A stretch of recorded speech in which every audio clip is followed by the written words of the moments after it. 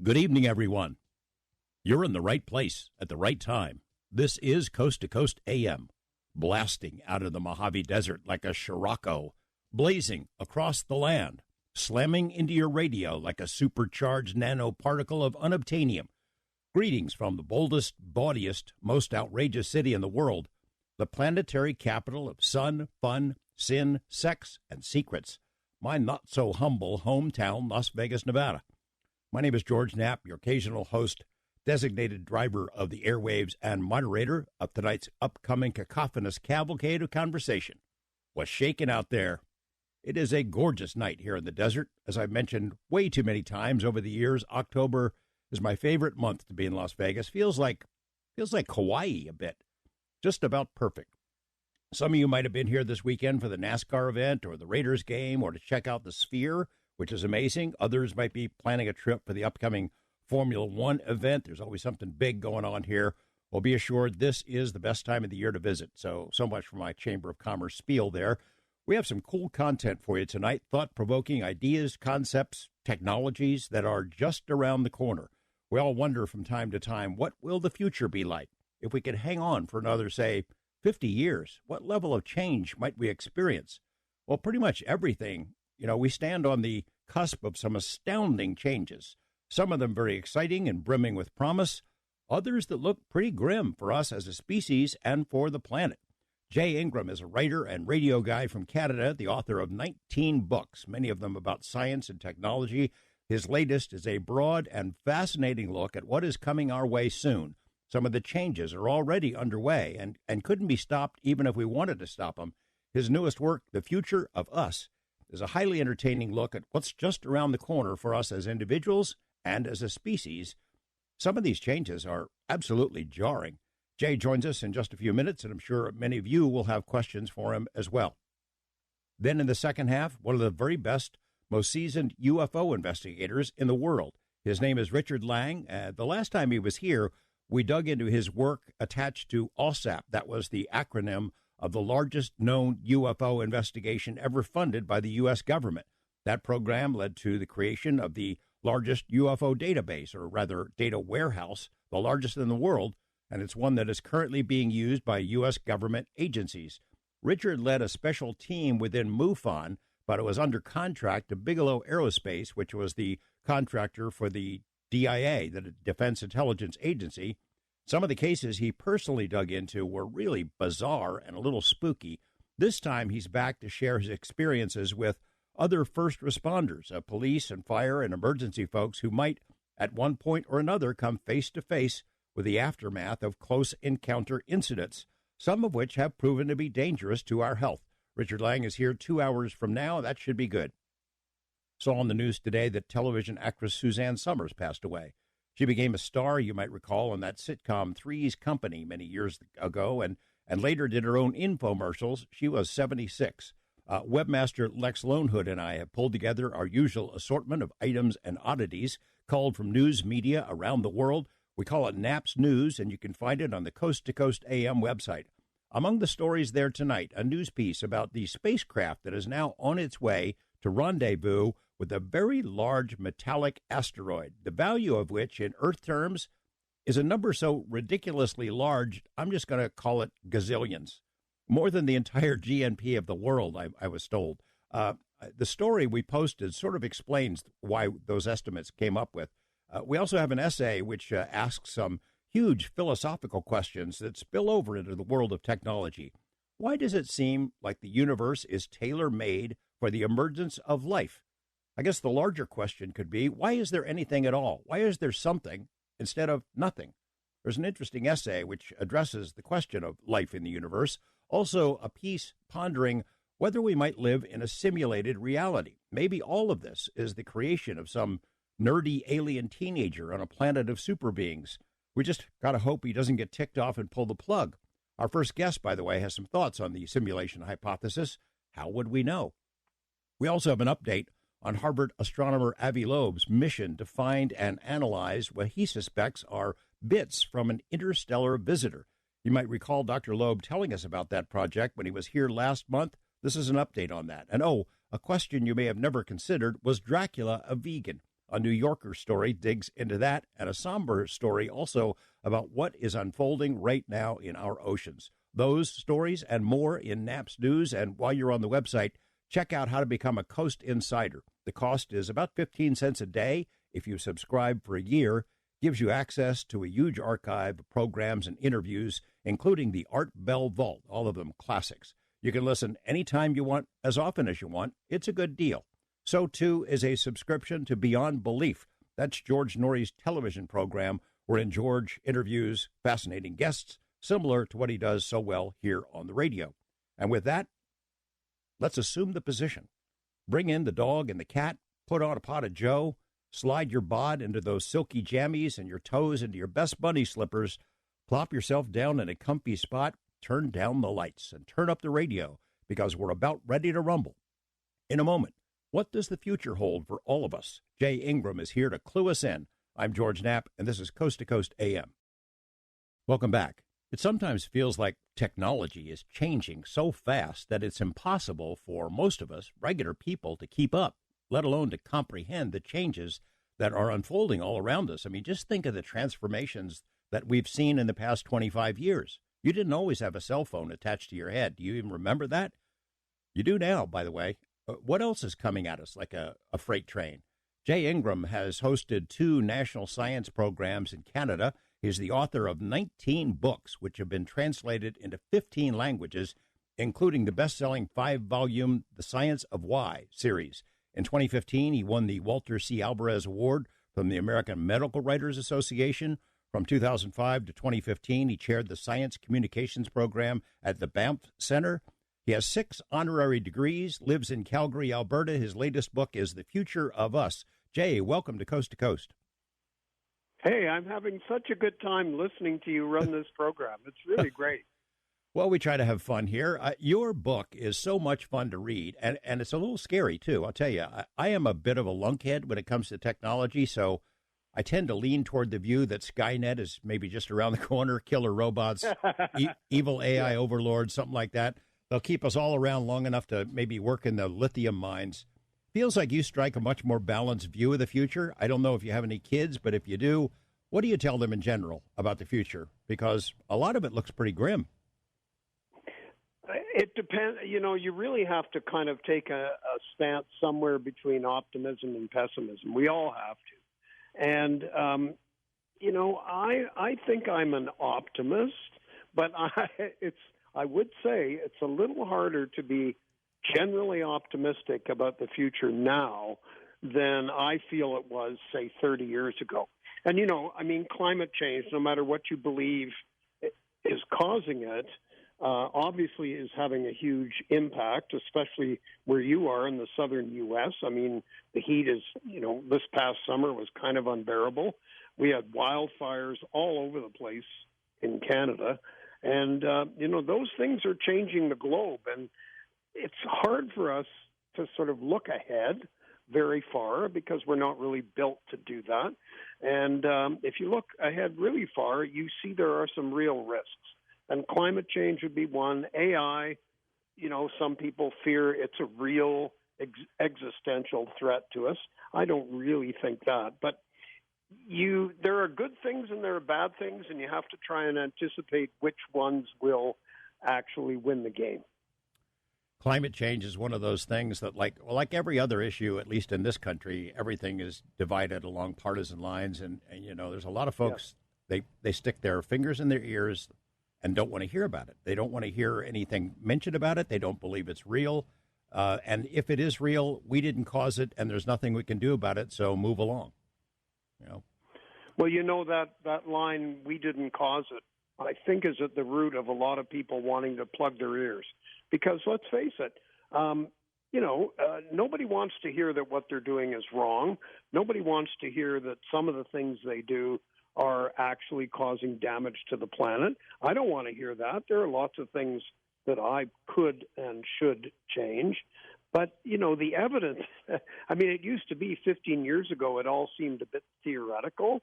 Doesn't seem to me like it's theoretical now. And so we'll see. You know, next summer, if it's terrible, as I would say much of last summer was, I mean, we had a great summer in Calgary because it was a little bit warmer, longer into the fall.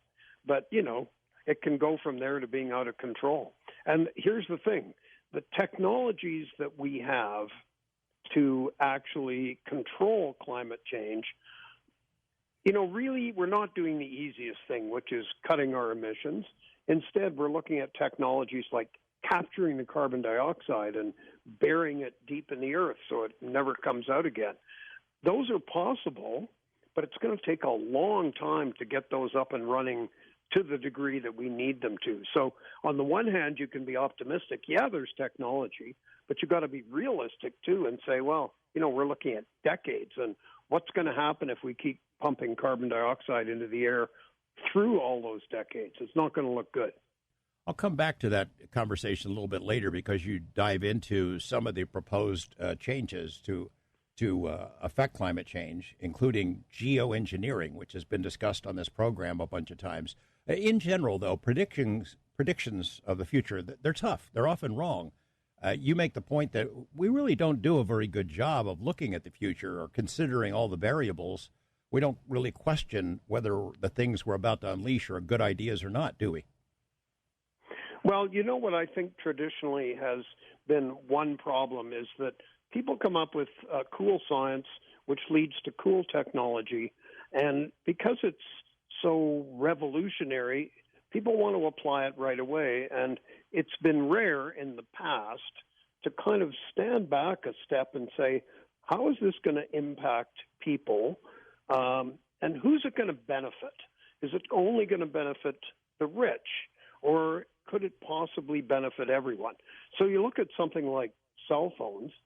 I mean, there are countries that basically skipped landlines and went from no phones or very few phones to cell phones. It was fantastic for them. But you can also look at some of the efforts, especially in Silicon Valley, promoting the idea of extending life from not just like 100 years to 150 years or more. Who's that going to benefit? I strongly suspect it's the billionaires and the big brains in Silicon Valley who think, boy, if I could live 150 years, think of the benefits I could give the world. Yeah. So, I don't really think they're thinking about working class people who are a little worried about how their job is going to turn out in 2 or 3 years. And they're not worried about living to 150. You mentioned about these life extension efforts in one chapter of the book, and you're right. I've already read about these tech billionaires who spend all their hours every day exercising, taking vitamins, doing what they can to stop the aging process so they can basically live forever. And I don't know, it just strikes me as kind of contrary to having a happy life. If you're spending all your time extending it, you're probably missing out on a lot of the things that make life worth living. I just read I don't even remember the guy's name, but I just read an article about a guy who is doing exactly what you just said. He's devoting his entire life to extending that life. And then you think there's kind of an irony there, right? Like, is he going to football games? Is he enjoying Thanksgiving dinner? No, he's taking 212 pills a day and, making sure he sleeps in some sort of weird bed. And I just think, there is serious research on aging, and that is often actually being done by good scientists that Silicon Valley companies have hired. So Google has some of the best biologists who are interested in aging working for their lab or their company, Calico. But there's a difference, right, between people looking at small organisms and saying, what are the secrets to the fact that if you do this to them, they live twice as long? How does that work? There's a big difference between that and a guy lying in a specially lit bed taking his pills. And I think I'm interested in aging as a scientific challenge, but I'm not going to do that. I'm not going to do the 212 pills a day. Predictions are tough. You have a quote from Arthur C. Clarke in your book. Basically, I'm paraphrasing. Only if I tell you what is absolutely only what I tell you is absolutely unbelievable will we have a chance of accurately visualizing the future. That the future is so hard to predict, we can't even imagine what it's going to be. I love Arthur C. Clarke, not just because he was a great science fiction author, and he did make lots of predictions, but they weren't all accurate. And like, there is nobody that I know of who is always accurate. But he had this wonderful sense that you just alluded to, where he also said, besides what you just said, he said, to get an idea of the limits of the possible, you have to push a little bit further into the impossible. And was absolutely convinced that if you and I were talking about future possibilities, the crazier they sounded, the more likely they were to be accurate. And he said, like, run-of-the-mill predictions, if they happen, it doesn't really matter. It's the really exciting things will be the things that you thought were impossible, and suddenly there they are. Like you said at the very beginning, having a phone in your hand that you put in your pocket when you walk around. Let's start with, you do a great job of looking at multiple possible scenarios for each of these topics you consider. Let's start with bodies, our bodies, humans. Are we still evolving? And will we end up with huge heads that are portrayed in so many sci-fi scenarios as you describe in your book? What do you think? Well, I love the huge heads, there was an episode of The Outer Limits back in 1963 where a guy was propelled 1 million years into the future of human evolution. And all that really happened as he progressed through those hundreds of thousands of years was that his head got enormous, like enormous. And he grew a sixth finger on each hand. And I thought this was actually pretty funny. Where did you guys get this idea that that's what would happen to us? But that's 1 million years. Nobody can predict anything about that. But if you look at like a century, that's an amazing time from now, say, to 2123 in terms of what technologies we'll see that will be different. But I would bet you, and of course I won't be around to, either congratulate myself or admit defeat, but I'll bet you we won't look significantly different. Like if you go back, George, honestly, thousands of years, we are physically, at least in appearance, pretty much exactly the same. That doesn't mean we're not evolving. We have sets of genes in the human genome that are being turned over and new ones being, mutated and old ones disappearing all the time. It's just that they're making changes at a kind of biochemical level that you could never detect by looking at someone.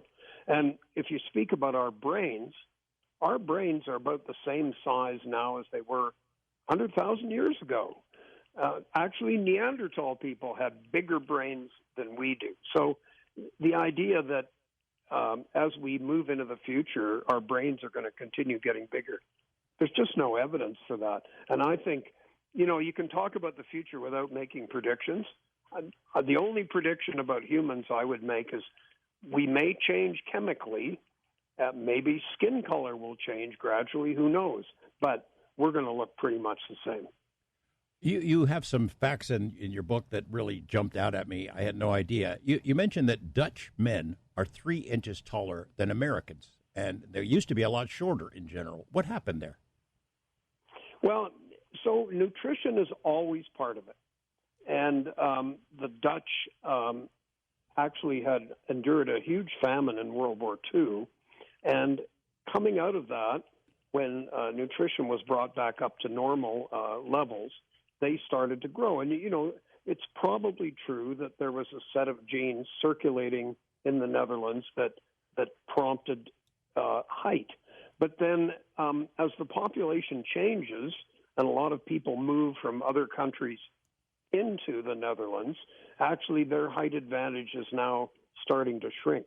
So, people want to think of these things as trends with an arrow always going up or always going down. And I think generally, it's back and forth, up and down, like the stock market. Maybe, a group gradually gets taller and then something bad happens, like COVID, and suddenly there's less well-nourished people, and they start to get a bit shorter. I'm not saying that COVID caused starvation, but any event like that, like a drought, a pandemic, that'll alter things. So we're not immune to what is going on around us all the time. We're talking with Jay Ingram, whose new book, The Future of Us, is a great read, a lot of fun. I know it's on your mind, the question you're asking, what about flying cars? Well, we're going to ask my guest, Jay Ingram, about those, when we will finally see flying cars, and maybe you won't even need them, maybe because future humans will have artificial wings. We'll tell you what I mean right after this on Coast to Coast AM. Jay Ingram, one section of your book looks at technological changes, ways to improve the human body, and some of those are already happening now, how, prosthetics and things of that sort. But you dig into taking a step further. I know one of the most entertaining things that I read in that section was about wings. It's a dream of people to be able to fly. We don't have to wait for flying cars if we develop artificial wings. What's the chances of something like that happening? Wow, you did a good job of picking up on a kind of innocent comment by a guy. But it's an interesting comment. So that comment came from a guy named Hugh Herr, Herr. He's an MIT prof, and he works on prosthetics. He lost both his lower legs in a frostbite case when he was climbing, and he designs amazing prosthetics. He helped a ballroom dancer who had lost the lower part of her left leg in the Boston Marathon terrorist bombings 10 years ago, and he, with a crew of 4 other people, designed this amazing prosthetic lower leg and foot that allowed her to ballroom dance again. And so he's a big proponent on, technology that can not just replace lost abilities, but go even beyond. And if you ask him, Hugh Herr, to think about the end of this century, like say the year 2100, like you said, he's convinced that people will be able to fly, and he thinks that that many people will become kind of super athletes. I think that's pretty far out. I mean, I'm not as confident about that as I am about flying cars, because it's a joke, right? Flying cars we've been dreaming of them since the 1950s. But in the Paris Olympics next summer, they've already promised they're going to be using flying cars to transport people somewhere in the city of Paris to where the Olympics will be. So the thing is, what do people think of when they think of a flying car? They think of the chassis of a car with wings and a tail. And there were some built like that, 50 and 60 and 70 years ago. They didn't fly very well. They didn't drive very well. And somehow they never flourished. And I think if you see them at the Paris Olympics, you're going to be disappointed if you're expecting a car with wings and a tail. It's going to be more like a drone, a quadcopter. And, that. But you know what? In the long run, George, I don't think they're going to be a big deal. I just can't imagine if they ever became like a widespread consumer product. People can't drive cars with 4 wheels on the road. Well, exactly. And the thing is, so some of these early ones, like the mid-20th century ones, actually, they flew. They were able to run along the ground and fly. But then you think, okay, where are you going to have it? You can't have it in your garage. It's got this huge wing spread. Okay, so you park it in your driveway. Are you telling me you're going to back out onto the street and then run down the street and take off? Like it's just, when you start thinking, it's like I said before, not just about the technology, but who's going to benefit from it? I have a feeling that there might be some rich people living somewhere in the country who have their own little flying car that they then fly to the nearest either train station or airport to take another plane. I don't know. I just can't see them. And like you say, those visions of future science fiction cities with multiple layers of flying lanes and flying cars crisscrossing, I don't think that's ever going to happen. I have to admit to having a bit of melancholy, melancholy in thinking about us as a species evolving into something else, melding with machines, sort of becoming a version of cyborgs. I can't help but think that the first people who do those kinds of things, who become the $6 million man or a version of that therein, and have the ability to compete against the rest of us, have great advantages, others will follow. And, in some ways, we're headed that way anyway. You mentioned about transhumanism, and I think the Elon Musk Neuralink project. There could be great benefits from that, of course, but gosh, I'm going to be sad to see humans go. Well, you're absolutely right. Like mostly Elon Musk's company Neuralink does these brain implants where you actually embed about a dime-sized piece of metal in a skull, and there are maybe 1,000 electrodes that sort of spread out over the surface of the brain and record the activity of the brain. And if you train, if you have people who've lost the ability to speak for one reason or the other, but still can formulate things that they want to say in their heads, and you can read that brain activity with a lot of time and a lot of money and a lot of training the computer, you can turn that brain activity into the words the person would have been able to say had they not had the disease or the injury or whatever. And that's a huge benefit for people that haven't been able to speak maybe for years. But, Elon Musk, sorry, I shouldn't laugh. He's the richest man in the world. But Elon Musk wants to say that they want to recruit their first human patient for a Neuralink implant. Other people have been doing implants, but not Neuralink. They want to recruit their first patient. Then he said, we want to increase the broadband between two people's brains or one person's brain and AI. And then you just have to think, what is he talking about? Like, okay, let's say you and I have a Neuralink brain implant, and does that mean that I'll be able to know your thoughts or you'll be able to know mine? That could be very treacherous. Oh, man. I think Elon Musk, he does have this dream or vision that a human brain linked to AI would suddenly become much more powerful. And you know what? We have no idea if that's possible. I mean, it's not like, my brain is more powerful because I can go to Wikipedia and learn things that I didn't learn. This is supposedly instantaneous floods of information moving back and forth between artificial intelligence and humans. And when you mention transhumanism, this use of technology to go beyond the mortal human body, a lot of the attention on that these days is exactly that. Link a human brain to AI, or maybe upload a whole human brain to the cloud. Yeah. I mean, these are what people are talking about. I would never predict. I wouldn't make a prediction on that. It's just too dicey. There's so many, variables that could go wrong. But there are people that want to do this. Well, Ray Kurzweil was a guest on this program with me a couple of years ago here to talk about the singularity, the time that he says is coming soon.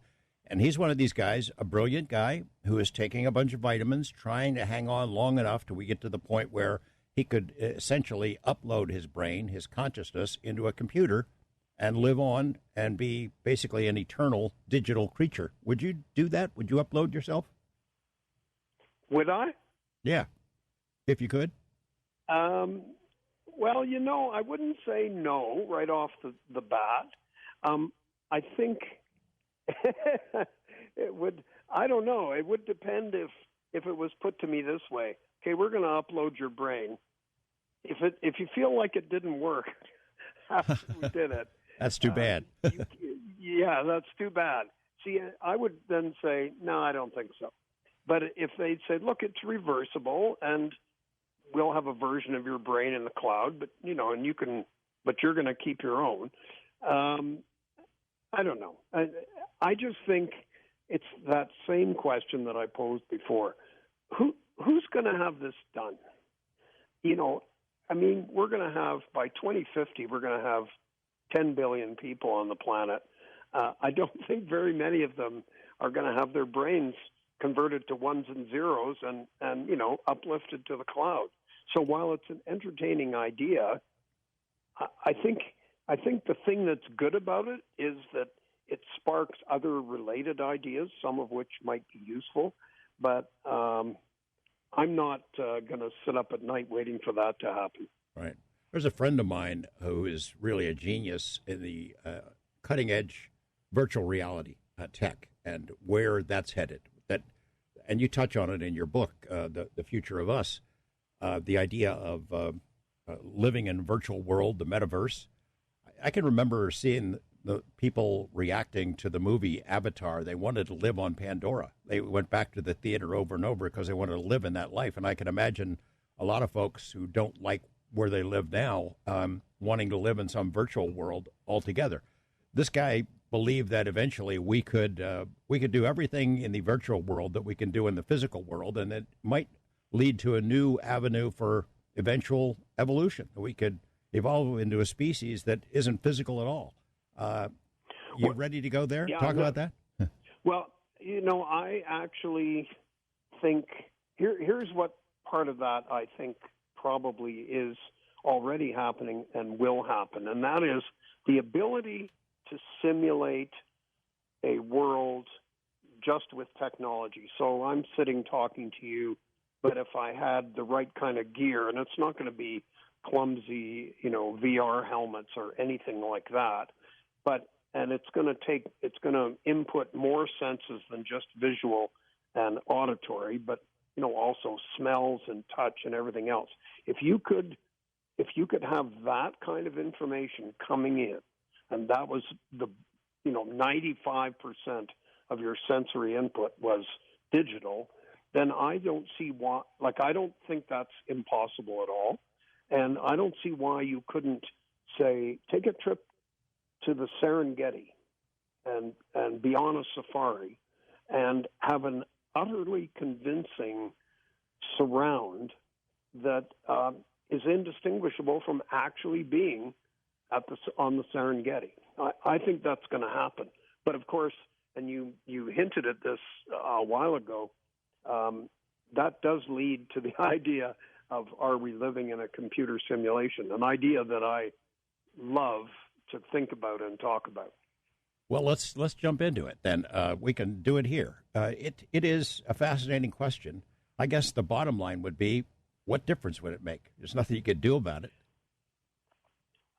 That is the bottom line. And I think, in a way, the way to answer that is, let's say we are living in some computer simulation. I think you said it before, some sort of weird teenage alien kid with a very powerful computer running a program of, life on Earth in the 21st century. But if you look at how computer power is advancing, and again, not that we want to quote Elon Musk all the time, but, he made that point that the first video games like Pong and Asteroids, look at what's happened since then. They're now multiplayer, multi-character, incredibly realistic. Well, that's only in 50 years? So what about another 150 with incredibly advanced computers? It just seems conceivable that could be the case. But as you say, does it really matter? Because if we're living in one, this is the world we know. And, you're not going to be living in a simulation and saying, oh, I wish I could see a real flower. I bet they're better than these digital flowers. But if all you've ever seen is a digital flower, then, that's your life. One of the interesting questions that you come to before saying, does it really matter? And I agree with you. I don't think it really matters. But could you tell? Is there any way of telling that we're living in a computer simulation? And people like to say let's say this kid in the future that's running our simulation. Computers cost money even then, and programming capacity and chip speed or whatever they're using for computing then will always have a cost. And so if this, let's call him a kid or her a kid in the future, they don't want to spend a whole bunch of money creating a simulation for us that's exact, even to the submicroscopic physics. They're just going to make things seem pretty good, right? Like when Disney has an animation of a lake in a cartoon, they don't use the laws of, chromodynamics or optics to make that. They just make it look pretty good. And the theory is that if you see something weird happen one day, like something changes, something looks suddenly different, that's a clue to the programmer discovering that people are starting to get onto the game. They're starting to understand there's something not really real about this, and so he or she tweaks it. But, that's kind of silly. Nobody encounters that. So I just think, it's a nice way of sort of speculating about the nature of reality. So I'm a big fan of that. Yeah, it's fun. I'm thinking of the movie The Truman Show, where his whole life is a TV show. And there's lots of, The Matrix is another kind of example, but in our simulation, as far as we know, we can't leave it. But because where would we go? We're like simulated ourselves. So we'd better, at least one person has argued that we should take steps to make our simulation interesting enough that the person running it won't get tired of it and just slam the laptop and go and have lunch. And, we got to have interesting characters in the world, and larger than life characters, Elvis Presley, the Beatles, and sinister people too, just to keep this programmer interested in keeping our simulation going. Yeah, that section of your book made me smile. That was pretty good. Don't sit at home watching TV. Don't spend your whole life doing that. Get out and do something interesting and keep us all alive while you're at it. Yeah. You touch on robots and the future of robots. And, of course, I've got this paranoia every time I see these robot dogs that are, I think it's Boston Dynamics, a company that builds these things, robot guard dogs. I'm thinking, okay, here we go. This is the beginning of the end. Some of those changes are amazing, and really the innovation is spectacular and impressive. But I worry about, I've seen these, I think that company is starting to use these humanoid-shaped robots in warehouse jobs. And what happens to everybody else's jobs who do those kind of things now when robots take care of all that? Yeah, there's multiple things about robots that we have to think about. But so let's take the things you've mentioned. Like we've had robots on car assembly lines for decades, right? Yep. And they are very narrow in their abilities. They do one thing, but the fact is they do that one thing for 24/7, and they never complain. So there are going to be lots of robots that don't look like humans, that maybe fly, like they're combinations of drones and some intelligence. So I think we're going to have lots. People are seriously looking at robot caregivers for people with dementia.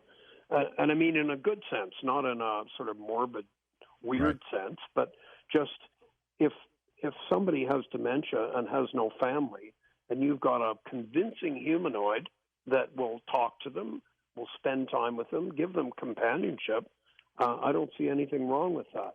Yeah, I agree with you. I'll tell you what. Yeah, go ahead. Hold on. We're going to take a break. I want to talk more about robots and then segue into Skynet and AI and a lot of other cool things to talk about with Jay Ingram. His book is called The Future of Us. It's a terrific read. We have so much more to come, and we'll save some time for questions from our listeners as well.